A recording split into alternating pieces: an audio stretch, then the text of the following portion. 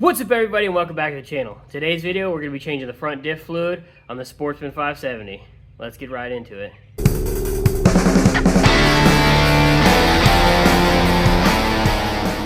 First thing, if you do not have a winch, I'll put like a timestamp where you can skip to that you don't have to remove the winch. So I do have a winch, and you cannot access the front diff with this winch up here. So we're gonna have to take this off, probably just scoot it away in order to get to the fill plug. I do believe though that we can get to the drain plug, but I'm gonna go ahead and move this out of the way and show you guys how to do that.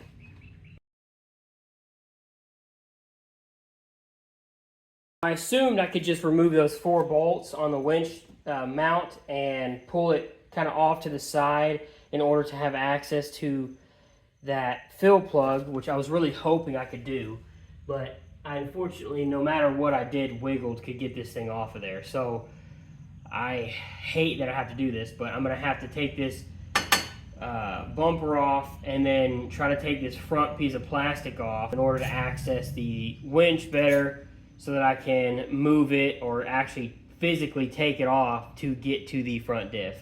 So right away, thankfully this is already 1/2 inch. You have to remove these 2 bolts if you have a front bumper. Now, if you don't have a front bumper, you can skip these next couple steps.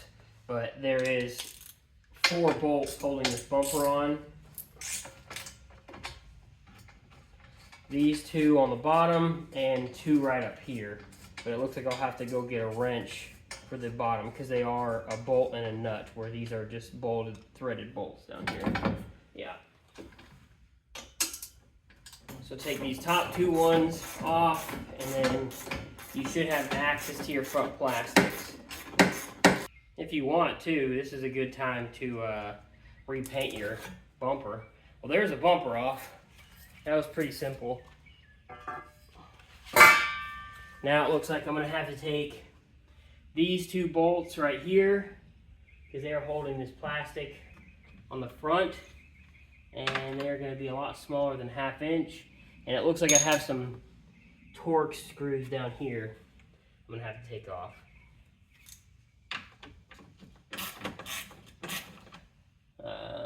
This 3/8 does not fit, but it is working, so it's kind of loose. Don't do what I'm doing. Go ahead and get the right size. I'll figure it out when I put them back on.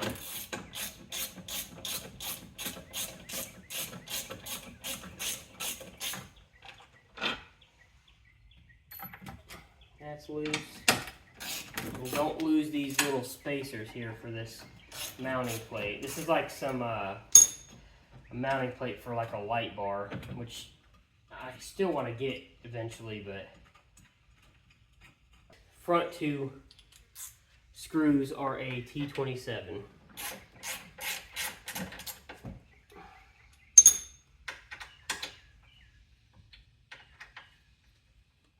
In my head, I thought this was going to take a lot longer to take this front piece off, but it's really not that bad.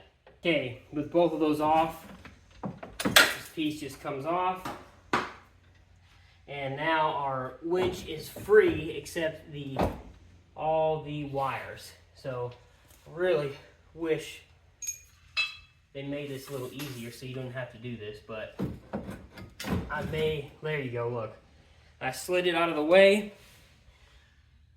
and now I have full access to this fill port down here, right there. That's the fill plug. Now, if your quad's really dirty, you could use this time to clean out underneath here, but thankfully it's not too bad. Mine isn't. It is a T50. We're gonna crack this fill plug open.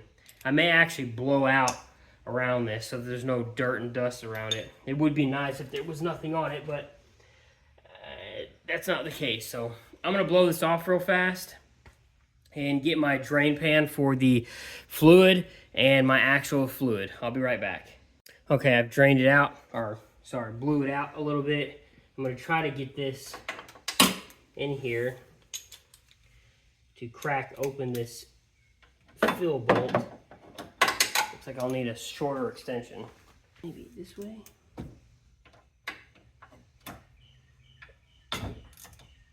Crack that fill bolt open. That way it doesn't create an airlock whenever we drain it. How does this stuff look? Not too terrible so far. And now underneath here is the actual drain bolt. It's, I mean, directly underneath this quad. Underneath this front diff. You can see it right there. We're just gonna crack that sucker open and drain this front diff fluid out. This should be really simple. I'm assuming it's gonna be a T50 as well. Yeah. Oh, it's pretty tight. What did he say? That doesn't look bad at all. Who knows when the last time this was changed? I mean, it's not milky. I did run the four-wheeler for about 10 minutes in four-wheel drive, just driving around, just to kind of heat this fluid up a little bit. And I have so much new fluid, which I'll show you guys in a second, that I'm gonna probably maybe flush it out a little bit. Here is the drain pan. It's definitely got some metal buildup, which I'm assuming is pretty normal. No big chunks. There's a couple big chunks in there. But who knows when the last time this thing was ever changed. So I'm gonna let this drain out and then I'll show you guys the fluid that I got. Okay, so this is a Hillard front diff, and the Hillard company states to use tractor hydraulic fluid. If you want to go ahead and buy the Polaris stuff, you know, more power to you. I don't like to spend more money than I have to. If you're new to this channel, I'm pretty cheap ass, so I don't like doing that. It's too expensive in my opinion. This stuff I got from Tractor Supply. It is JDC rated, wherever it's at down here, maybe JDA, J20A. Hillard recommends, and this stuff is cheap, and it's 2 gallons for this. I can't remember exactly how much it is, but this is gonna last me multiple fullers. I mean, I assume I'm not gonna keep this fuller forever, and this is gonna last me longer than the life of this fuller I ever have it. What I'm actually gonna do is, since this front diff is done draining, I am going to fill this thing up with this stuff and probably drive it again up and down the road. I don't know what I'll do with the winch, maybe just set it back in there and then empty it again. That way it kind of flushes it out, because I have so much of it and it takes so little to fill up. But this is what I use, guys. It's Travelers Universal. I am not sponsored by them whatsoever. This is just the cheapest stuff I could find in my area. So if you have a Tractor Supply and you planning on meets 20 JC requirements, that's what I was looking for. Anyway, if you are looking to change your front diff fluid, sorry for this giant rant, but this is what I'm going to be using. It's cheap. You'll never have to. I mean, cheap for how much you get. And this is technically what Hillard recommends. So let's get back to it.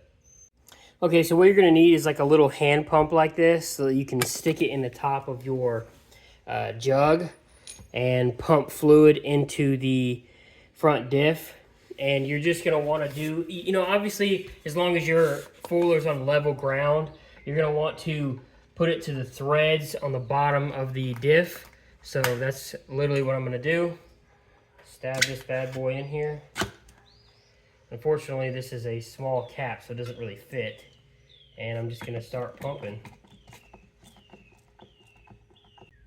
Right now, I am flushing it just because I have so much. So I'm just going to put several pumps in there like that. I'm going to plug it up and then re-pump it back full. If you want one of these, I'll have a link down in the description for one. But you can just get them at Walmart. That's why I got this one. They're pretty cheap. It was like $5 or something, and they're pretty useful to have. There may be better options as well, but let me go find that drain bolt and close this up. Well, I forgot to record that, but I did get the drain bolt in. It's snug, and now I'm going to pump this up until it's to the top of the threads. 3 hours later. I'm pretty sure it's to the top of the threads.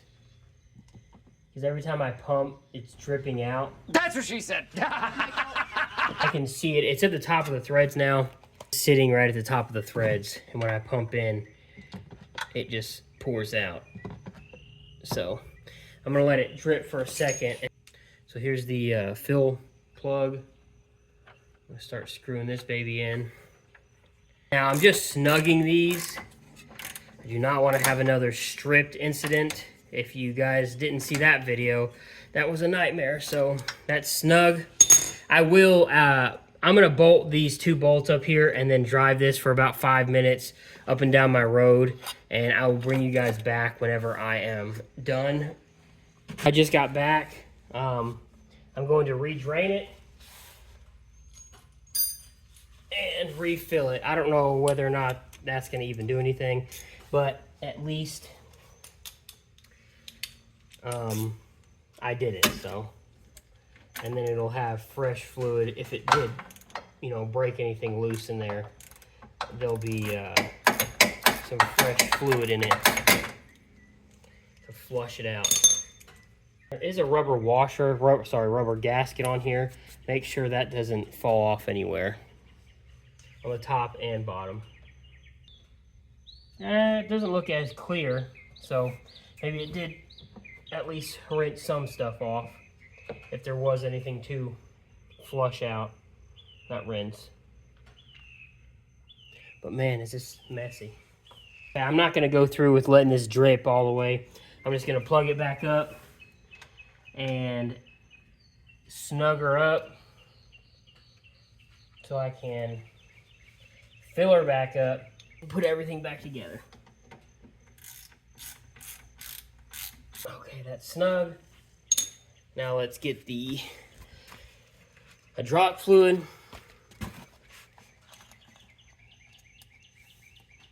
Pump this bad boy full. The biggest thing with changing these is there was no water in it, so there really shouldn't be much damage in here unless it was done obviously before I ever owned the four-wheeler. Looks like it's full. I'm gonna let it sit for about 5 more seconds, see if any more drains down, and then give it a couple more pumps. I'm gonna call that good.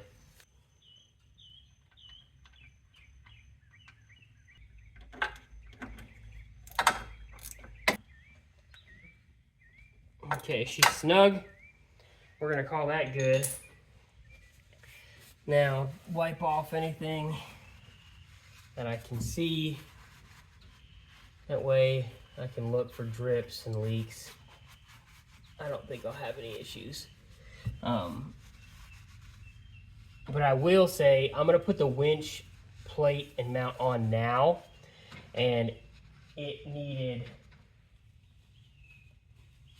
blue Loctite for these bolts. So I'm gonna go ahead and get some blue Loctite. I'm gonna set this back up in here.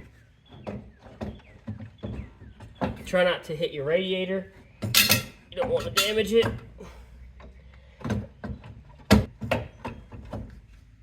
Okay, there we go. Yeah, I'm gonna get some blue Loctite and put it on these bolts. Thread Locker. I think Loctite is a brand. So I'm just gonna put a dab on these bolts before I thread them in. And I'm going to loosely thread them in each side. Don't tighten. You want to be able to get them all in. So if you guys don't have a winch, you could literally skip all this because that's basically the end of the video. We're going to say to torque these to whatever you feel. I don't know. I don't know the torque specs on this stuff. I'm just going to torque it down. Twerk it down, I guess.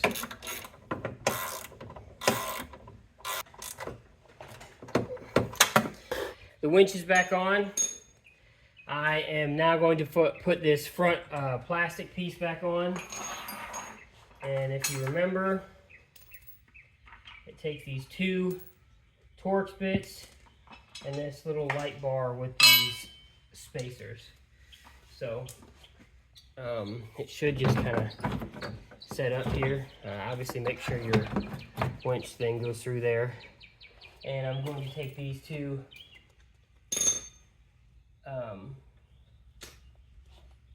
T27s screws and put them in on each side.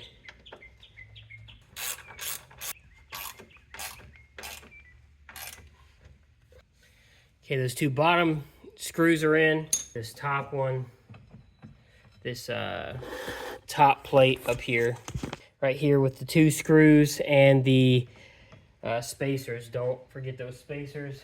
And I still never got the right size socket. This is a 3/8, and I don't know what the actual correct size is. Now the bumper, which is just 2 bolts here and 2 bolts up here.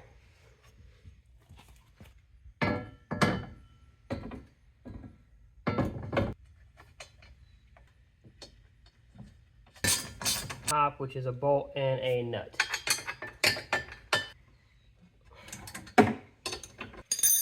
All right, that's it, guys.